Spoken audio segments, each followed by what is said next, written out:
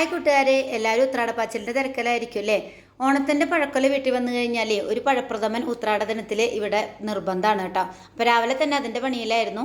ഉരുളി അടുപ്പത്തേക്ക് വെച്ചു. ഇനി അതിലേക്ക് പഴം വേവിച്ച് മിക്സിയിലൊന്ന് അടിച്ചെടുത്തതാണ്. പിന്നെ വെല്ലം ഉരുക്കിയതും കൂടി ചേർത്ത് നന്നായിട്ട് മിക്സ് ചെയ്ത് വെല്ലത്തിലൊന്ന് വിളയിച്ചെടുക്കാം. ഈ സമയത്ത് ഒരു സ്പൂൺ നെയ്യൊക്കെ ചേർത്ത് കൊടുക്കാം കേട്ടോ. നെയ്യിൻ്റെ ഉപയോഗം അധികം ഇവിടെ ഇഷ്ടമില്ലാത്തതുകൊണ്ട് ഞാൻ ഈ സമയത്ത് ചേർത്ത് കൊടുക്കുന്നില്ല. ഇനി ഇതിലേക്ക് രണ്ടാം പാലാണ് ചേർത്ത് കൊടുക്കുന്നത്. രണ്ടാം പാൽ ഒഴിച്ചു കൊടുക്കുക. നന്നായിട്ട് കുറുകി വരുമ്പോൾ നമ്മളതിലേക്ക് ഏലക്കായ, ജീരകം, ചുക്ക് ഇത് മൂന്നും കൂടി പഞ്ചസാര ചേർത്ത് പൊടിച്ചതും കൂടി ചേർത്ത് കൊടുക്കും.